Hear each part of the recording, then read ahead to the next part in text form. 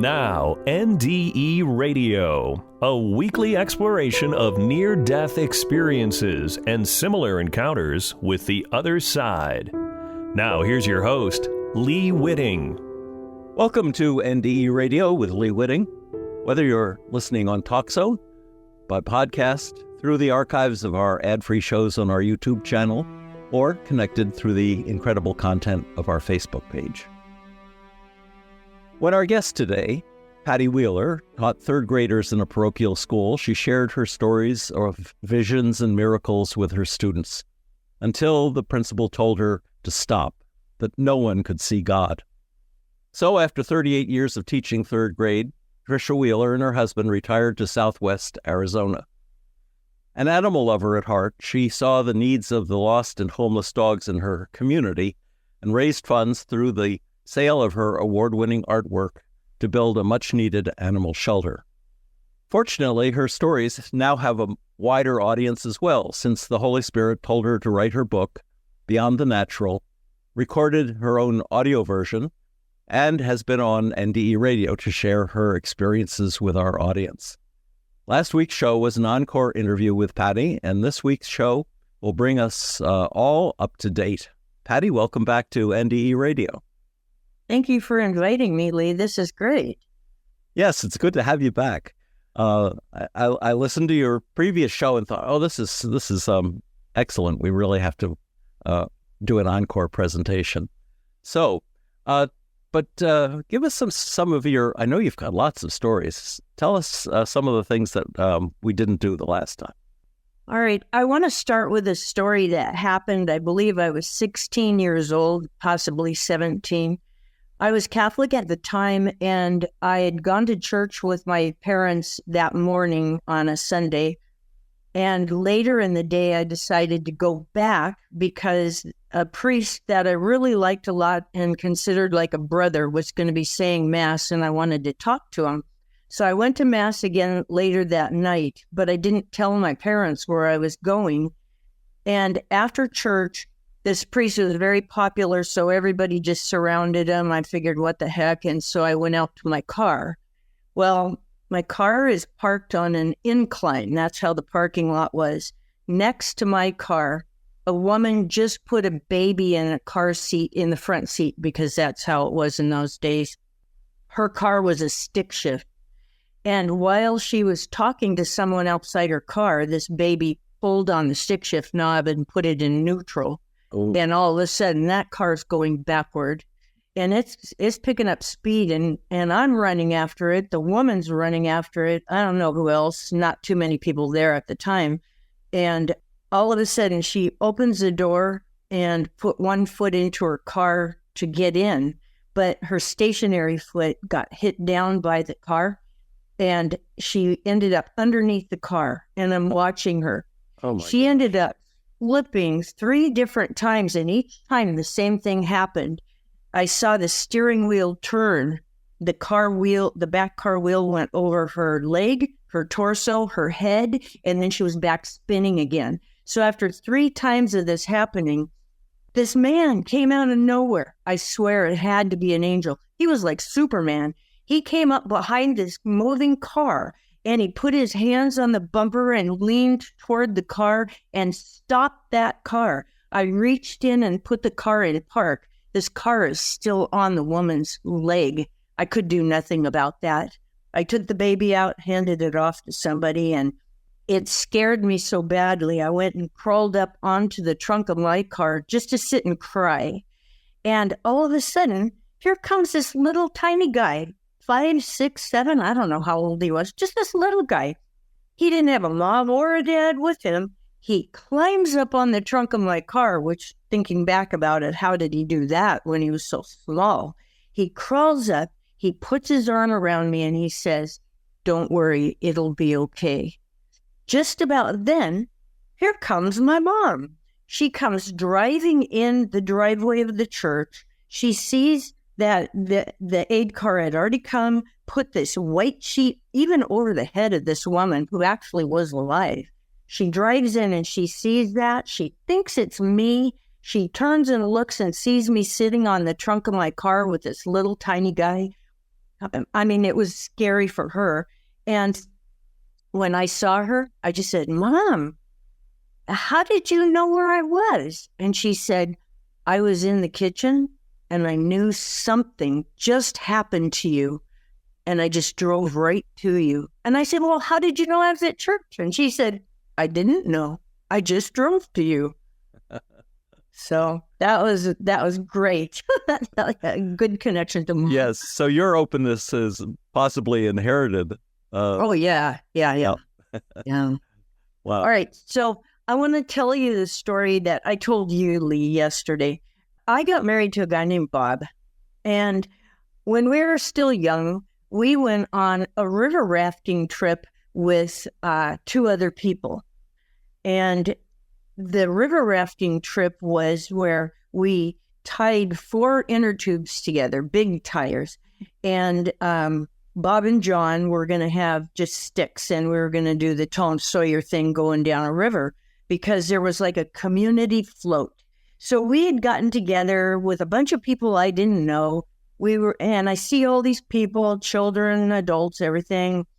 But there was this one guy that stood out of the crowd as being somebody that you try to stay away from. He either looked drugged or drunk or something. He had this awful looking face with this greasy hair. I mean, like he was like somebody to stay away from. Everybody else was normal. I'm just staying away from that guy. Anyway, I had asked God on the way to this float, is it okay for us to get out on that river? And now I don't even know why I asked because we were on our way. And all of a sudden in my head, it says no. And I'm thinking, okay, I told myself no. And so like, I'm going to ask this question again. Dear God, is it okay to get on the river? No. It's like, why am I doing this? I'm on my way. Do not say no to myself. I'm going to ask again. Dear God, is it okay to go out on the river? No. Oh, great. Here we are. We're in the parking lot, And I'm like, okay. I take Bob aside. Bob, I asked God if it was okay to go out on the river, and he said no. And Bob said, I feel like we're not supposed to get out on the river either. Hey, yeah, good, So I go to John. Hey, John, I really feel like we shouldn't get out on that river. I didn't want to mention God because I didn't know where he stood. And John goes, yeah, I kind of feel like we're not supposed to get out on that river too. It's like, yay, okay, 1 to go. So, hey, Ruth, I really feel like we're not supposed to get on that river. And she goes, me too. And I'm like, okay, then we're not going to get out on the river. Oh, but no. Bob says, instead of not getting on the river, let's just be the last ones on the river. I mean, look, there are so many children here with their little floaty devices and stuff. Nobody'd bring these kids if it was dangerous and stuff. Let's just be the last one out. Okay, great. All right, everybody's gone. Now we hop on. As we're going down the river, it took like an immediate right. As we turned that bend, there it was. The reason God said no, there was a big old tree right across the river, and all these people are standing on a sandbar in the middle of the river without their flotation devices. They had, abandoned their flotation devices to save their lives, all but one. This poor lady was in this canoe, and as she was going down the river, why her head first, I don't know, but her head was underneath that log, and the rushing river going over her. Her legs were sticking out, and everybody stood on that sandbar, scared to death, and just watching this poor woman die, except Mr. Greasy. He gets out on that tree, and he was just like a gymnast. He had one foot in front of the other. He was as solid as a rock. He went right out to her canoe. He picked up 1 foot and put it down on the canoe and just pushed really hard, which would have thrown me right into the river. But he did that, and then he was back up on the log, and she just went down under that log, popped out on the other side, and was gone. I don't know whatever happened to her. I'm taking for granted she was okay.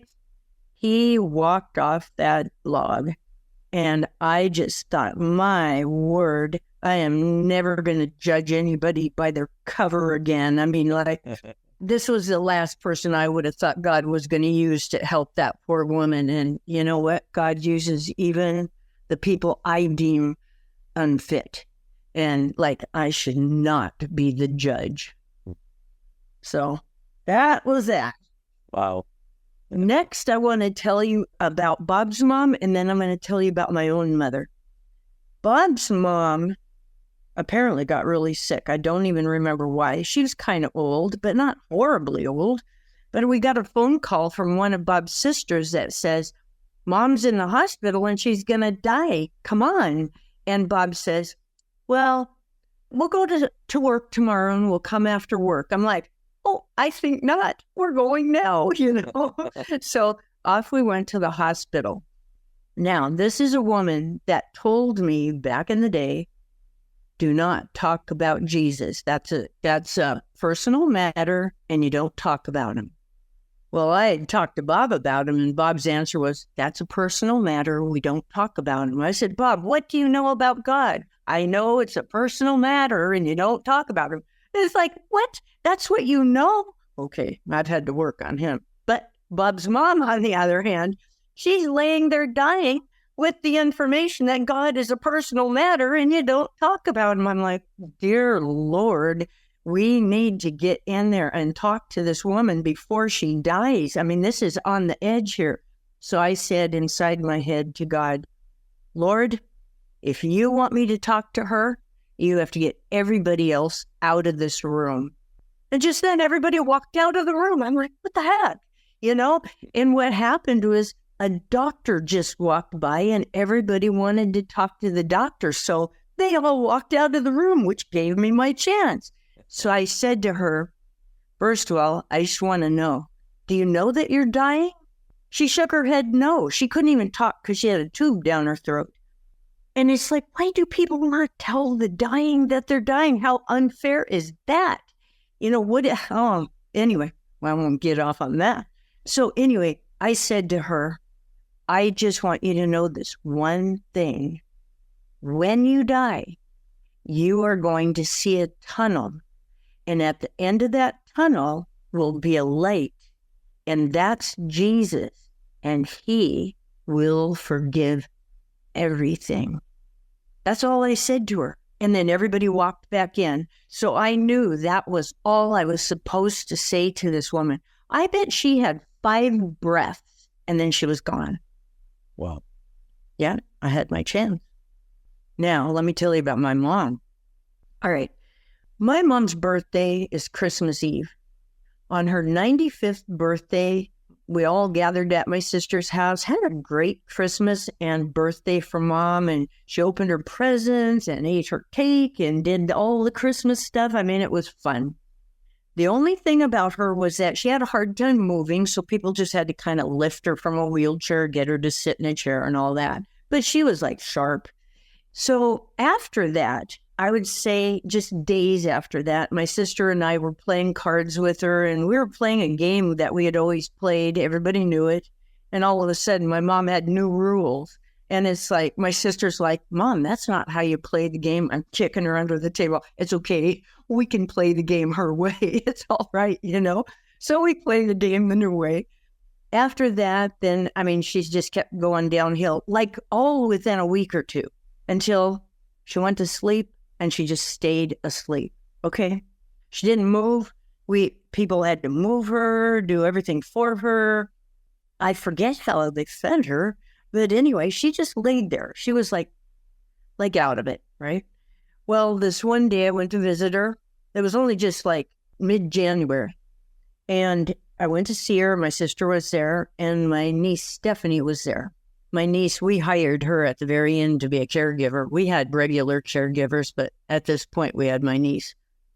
So my sister says, okay, well, like, I'm going home. And I said, I am not. I'm spending the night. I'm staying with Mom, right?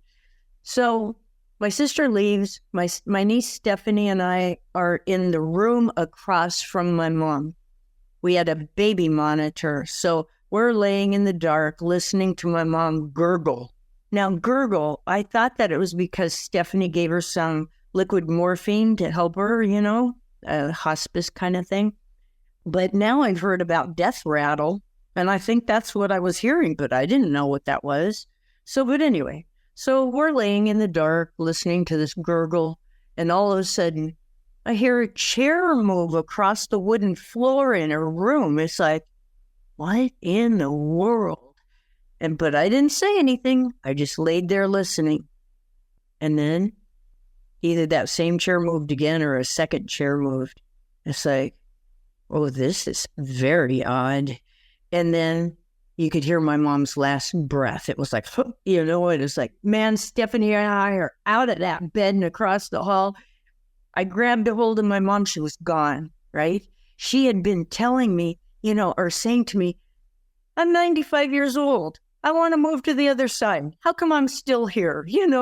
And so when she was gone, I knew she was in the room somewhere, right? So, she just left. So I whispered in her ear. I said, good job, Mom, just like pep talk, Anyway, I said to Stephanie, did you hear a chair move in here?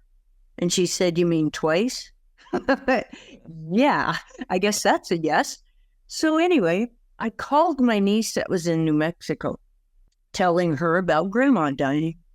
And she said, I have a friend named Rain, and he sometimes can connect up with the other side. Do you want me to talk to him about Grandma and see what he knows? And I said, well, yeah, of course, She gets back to me and she says, Rain said that there was a woman there that came to get her. That was somebody Grandma was very close to. And her first or middle name is Norma. And I'm like, Norma? Norma? I don't know a Norma. So I asked my sister, you know a Norma? No, I don't know a Norma. I called my brother, Norma? No, I don't know a Norma.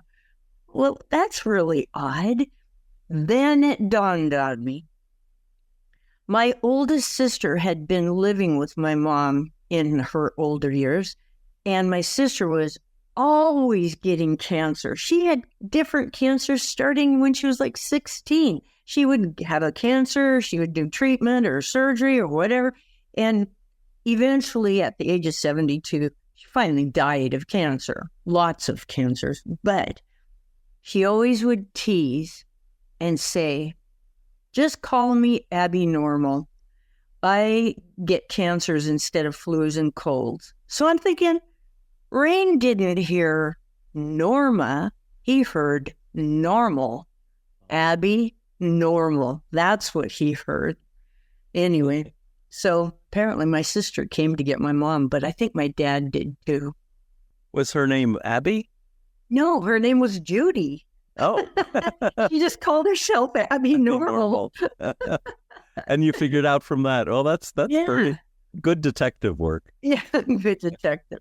All right, now I'm going to get more recent. Okay. I had hip surgery a couple of years ago. And you're supposed to be able to just get right up after hip surgery with a walker. But not me. They tried to get me up, but my blood pressure just tanked.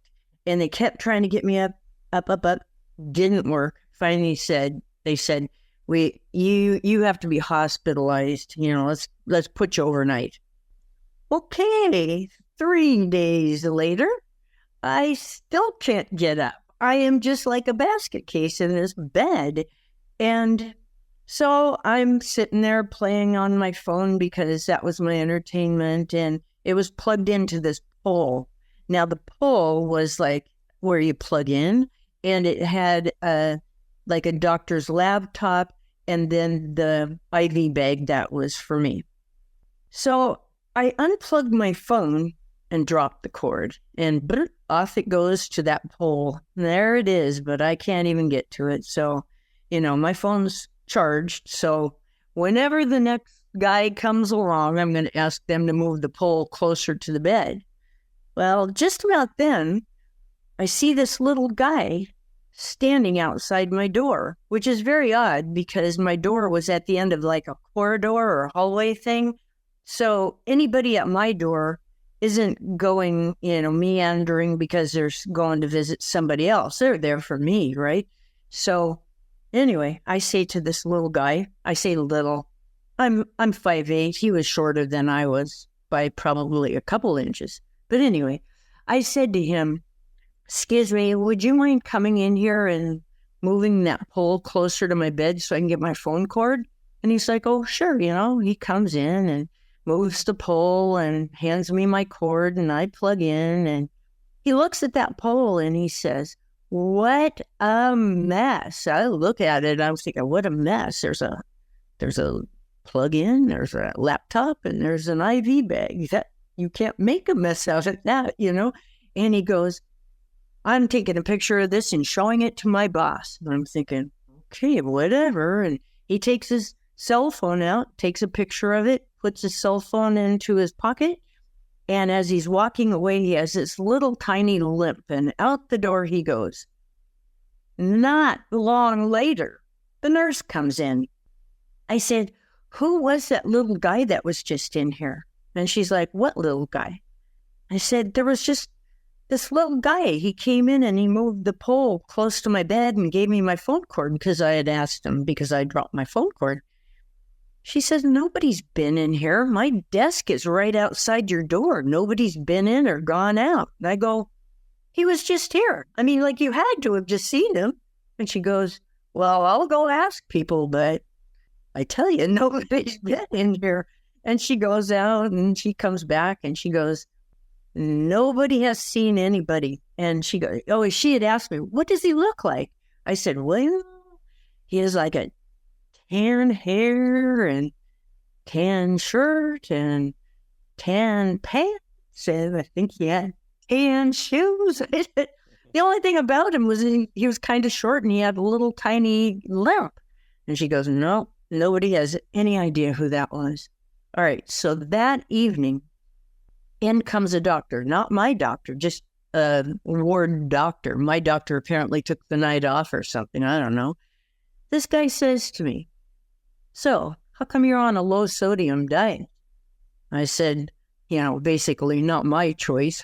And I hate this diet, And he says, I'm putting you back on a regular diet, and I'm giving you saline solution.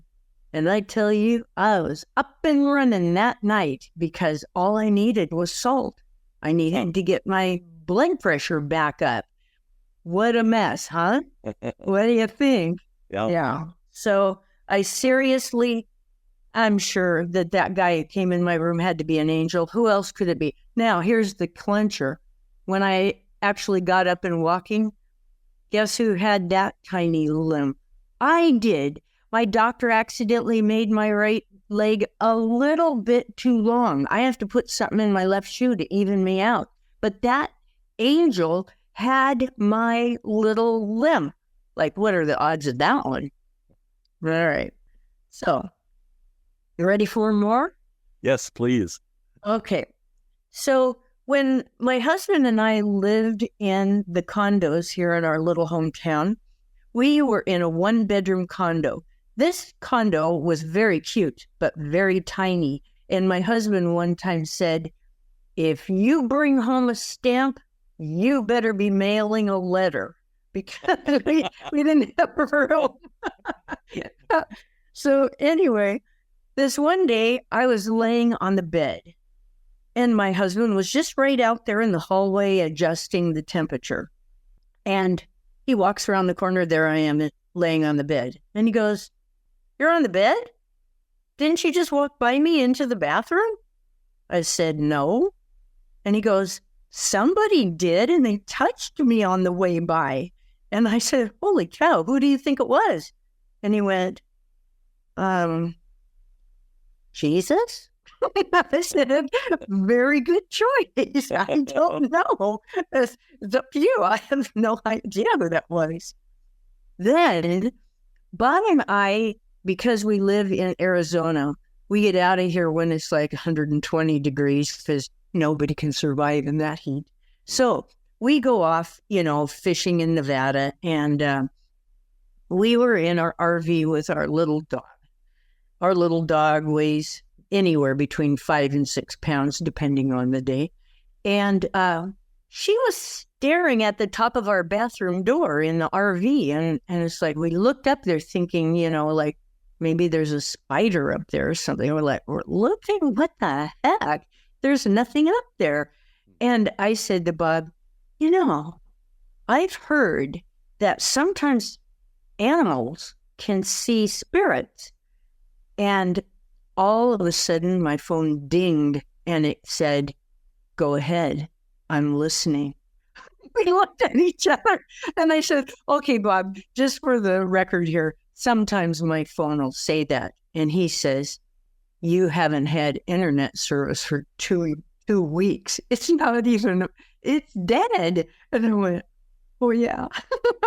So anyway, I said to him, "So who do you think it is that's talking to us?" And again, he's like, "Well, Jesus." And I said, "Well, maybe. And who else do you think it might be?" "Well, Uncle Vincent," because my uncle had just died. I said, "I doubt it. So who else?" And he goes, "Ralph." Ralph was his fishing buddy. And I said, "Well, maybe so. I suppose that we're going to find out." Well, guess what? We didn't ever find out. I have no idea who was talking to us from that phone. I have a suggestion. Yes. Maybe it was your dog. Was this part of the story where you said... No. Oh, no, okay. No. Because I thought maybe he was responding to that suggestion. No. But, I'll get to that. Dogs story. could see spirits. Yeah. Okay. So one of the times when we were in the RV, Bob was laying on the bed and I was sitting at the table reading the Bible. And I was reading in Revelation, which is like totally over my head, but I was giving it a shot because I thought, reading about the end of the world sounds very exciting, So I'm reading along and, Gog and Magog and blah, blah, blah, and I was like, oh, my word, I need some help, And so I just said, "Look, Lord, this is not really telling me anything. Even though I read it, I don't get it. So, can you, maybe send me to a different part of the book, the Bible, so that I do get it?" And then I got up to go get a snack. Now, mind you, I did have the window open by the Bible. And yes, maybe a wind did come in that window. Maybe not. I turned and I looked at that Bible, and if there was a wind turning those pages, it didn't look like it. It looked like a person turning pages because it turned a big chunk, and then it turned a few, and then it turned a few more, and then it turned like one and one more, and then stopped. Just like a person would do, going from one spot to the next. And I sat down and bingo, it was all about the end of the world, and it was written in English. So, okay, thank you, Lord. That was an interesting one. Do you know what he turned to? Do you remember what? I don't. I could have looked that up. It's easy to find. You just say... But was it Old Testament? No, okay. No, it wasn't Old Testament. It was New Testament. Maybe it was Matthew talking about what was coming.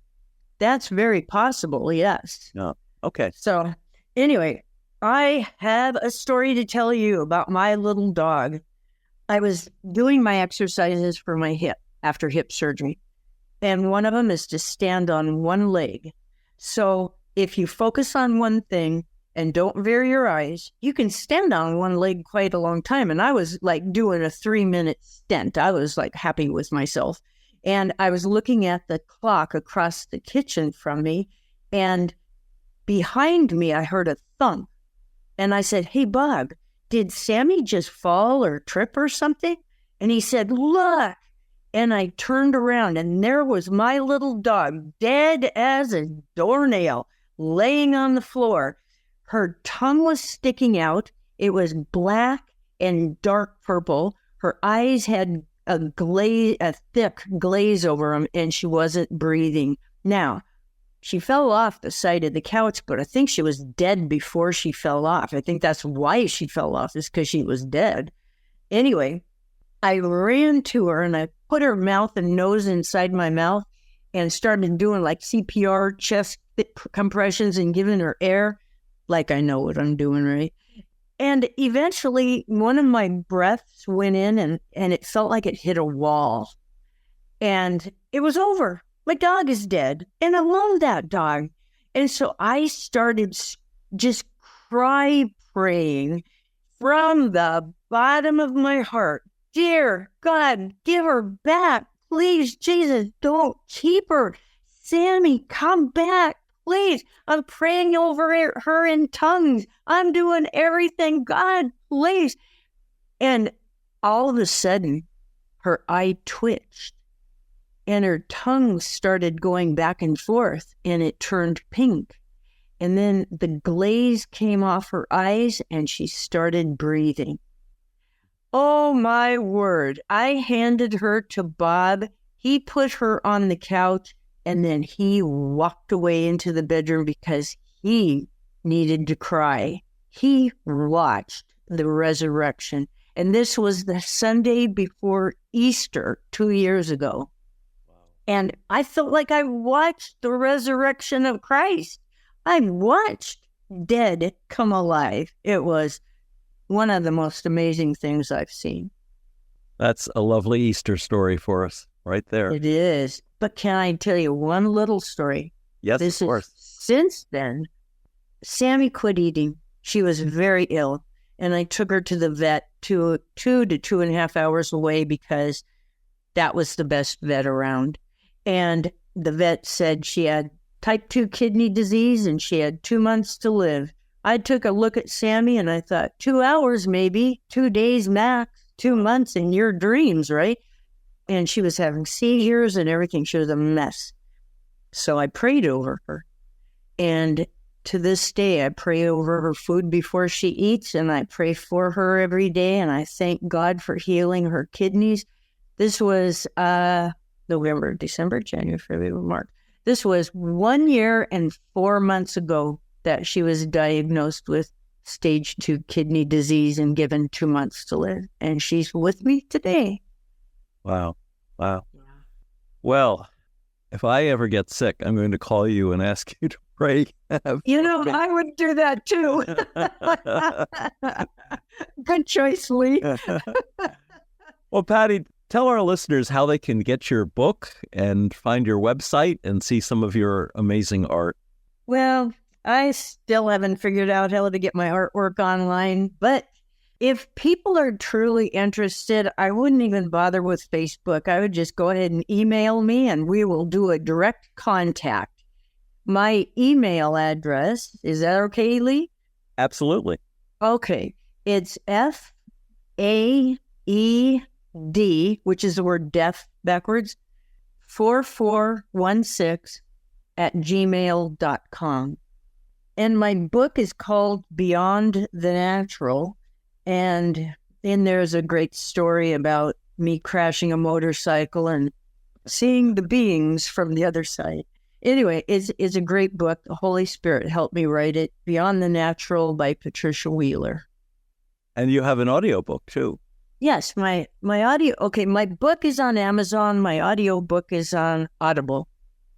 Well, if people have enjoyed this show, they should certainly go back a week and listen to the first show that we did with you back in 2021, I believe. Yes. Yeah, there's some wonderful stories there too. Thank you, Patty, for being on the show again. This has been a real treat. Well, thank you, Lee. I really appreciate being able to talk to your audience because the Lord has blessed me with so many things. I know He didn't just do it for me. He did it for all of us. Well, and I think the value of hearing stories like this is that other people have had experiences like yours and they've written it off to coincidence or is unexplainable when explanations are out there if they look. Yeah. If they just look. And when they hear a story like your stories, it can perhaps remind them of something that happened to them that they should give more thought to. Yes, I agree with that. So I love doing shows like this. Thank you, Patty, for sharing your stories. Thank you, Lee. Yeah, thank you. They do encourage listeners to share similar stories of their own. And listeners, thank you for listening. If you'd like to hear this show again or any of our more than 500 archived ad-free NDE interviews, go to TalkZone's NDE Radio site and hit the Past Shows button. Or go to our YouTube channel, NDE Radio with Lee Witting, where you can subscribe to and comment on the complete NDE Radio library. And be sure to check out our NDE Radio Facebook page. Just search NDE Radio with Lee Witting on your Facebook app. And listen next Monday, 11 a.m. Eastern at Talk Zone for more NDE Radio. I'm your host, Lee Witting, saying once again, thanks for listening.